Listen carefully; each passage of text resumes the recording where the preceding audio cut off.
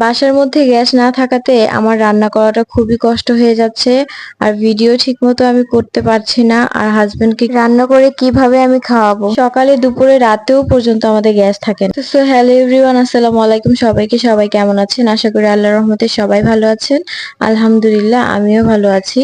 তো ভালো আছি ঠিক আছে, কিন্তু এই যে একটা মুশকিলে যে পড়েছি, যে দেখেন বাসার মধ্যে অনেক দিন ধরেই গ্যাস থাকে না, দুপুরে থাকলে রাতে থাকে না, মানে মানে তাও যদি 1 ঘন্টাও থাকতো তাহলে মনে হচ্ছে রান্নাটা কমপ্লিট করা যেত কোনো মতে। কিন্তু মানে দুপুরে থাকে না, মানুষের বেশিরভাগ তো দুপুরেই রান্না করে, তাই না? তারপর মেনে নিলাম যে দুপুরে না থাকলে সকালে থাকবে, না হলে রাতে থাকবে, ঠিক একটা টাইমেও থাকছে না। মানে উলট পালট টাইমে যখন মানুষ একটু রেস্ট নেয় তখন দেখা যায় গ্যাস থাকে, অথচ মানুষ আমরা কেউ জানতেও পারি না যে গ্যাস আছে কি নাই। তো কি আর করব, আমাদের গ্যাস না থাকাতে যে হঠাৎ করে রাতে গ্যাস আসছে, তারপর আমি রান্না করছি আর ইফাকে একটু ভিডিও করে নিচ্ছিলাম। আর ভিডিও তো করাই হয় না, সেই জন্য টাইম মেনটেন করে কিছুই করতে পারছি না। তো যাই হোক, আপনাদের ভাই রাতে বাসায় আসেনি, গতকাল রাতে এসেছে। মানে হচ্ছে ওর আগের দিন রাতে ও বাসায় ছিল না, তারপরের দিন সারাদিন, গতকাল সারাদিনই ছিল না বাসায়, দূরে কাজে গিয়েছিল, তো রাতে এসেছে। তো আমি এগুলো রান্না করে নিয়েছিলাম। এখানে হচ্ছে আপনার ওর জন্য এই মাছটা আমি ভাজি করে রেখে দিয়েছিলাম ফ্রিজে, তো আমি এটা খাইনি। ও এটা ফেভারিট, ও বাসায় ছিল না, যার জন্য এটা ওর জন্য রেখে দিয়েছিলাম। তারপর এটাকে গরম করে নিয়েছিলাম। আর হচ্ছে একটা রুই মাছ দিয়ে একটা মাছের একটা ভুনা করব। আর হচ্ছে একটা শাক দিয়ে, মানে শাকটা হচ্ছে আপনার শুকনো পাট শাক যেটাকে বলে, অনেকে নাইলা শাকও বলে। যাই হোক, আমাদের গ্রামের ভাষায় তো এটাই বলে, আপনারা কে কোনটা বলেন জানি না।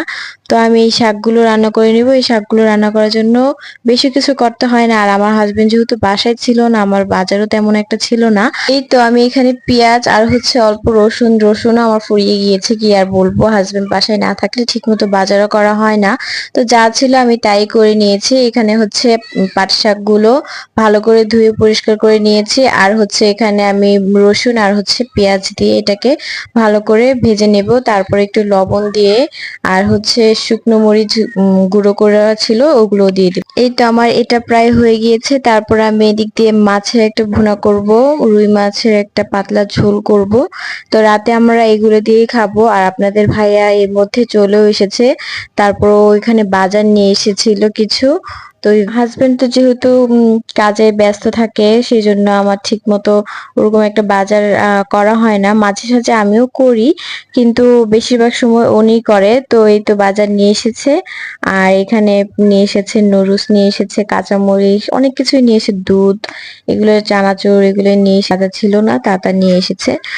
তো এই তো সবগুলো আমি এখানে বের করে তারপরে জায়গায় রেখে দেব। দুজন মানুষ, আমাদের তো এত বাজারের প্রয়োজন হয় না, তবে যতটুকু প্রয়োজন আপনাদের ভাইয়া ঠিকই নিয়ে আসে। আর আমি বলি যে এত অপচয় করা ঠিক না। আমার বিয়ের প্রথম প্রথম যখন ও বাজার করতো, তখন ও দেখা যাচ্ছে যে ও অনেক বাজার করে নিয়ে আসতো। আর আমি এত বাজার, আমাদের দুজন মানুষের এত বাজার প্রয়োজন হতো না, দেখা যাচ্ছে আর নষ্ট হতো, বিশেষ করে কাঁচা বাজারটা।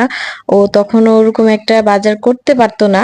এখন আমি যখন বলেছি যে দেখেন এত বাজার করা তো কোনো প্রয়োজন নেই, অল্প করে দুজন মানুষ এত খাওয়াও যায় না, ফ্রিজ থাকলেই কি নষ্ট হয়ে যায়। তো তারপরে উনি অল্প অল্প করে নিয়ে এসেছে আমাদের জন্য সব সময়। তো যাই হোক, আমার এখানে হচ্ছে ধনিয়া গুঁড়া অল্প একটা প্যাকেট, ছোট একটা প্যাকেট নিয়ে এসেছে, আমি এটা ঢেলে নিচ্ছি। আমার বাবার বাসা থেকে আমাকে সবসময় হলুদের গুঁড়ো, মরিচের গুঁড়ো, ধনিয়ার গুঁড়ো ভেঙে তারপরে দেয়, কিন্তু এই পর্যায়ে দেখা যায় ধনিয়া গুঁড়োটা শেষ হয়ে গিয়েছে। তো আমি এখানে ওকে বলেছি ছোট একটা প্যাকেট আনলেই হবে। আর এর মধ্যে আমার এই শাকটাও প্রায় হয়ে গিয়েছে। আর মাছের ভুনাটা তো করেই নিয়েছি প্রথমেই। তো আপনাদের ভাই এর মধ্যে ফ্রেশ হয়ে নিয়েছে, আর আমার এটা প্রায় হয়ে গিয়েছে। তারপর ওকে আমি খাবার দিব। আর রাতে তো এগুলোই খেয়েছি আমরা। তারপরে ও দুধ এনেছিল, ওই দুধটা জাল দিয়েছিলাম। এই তো। তো আমার হাজবেন্ড বলছিল যে দুধ চা খাবে, তো আমি বলছিলাম যে আমি খাবো না, তুমি খেলে আমি করি। তো ও বলছে না, একা খাবো না, তার জন্য আর করাই হয়নি।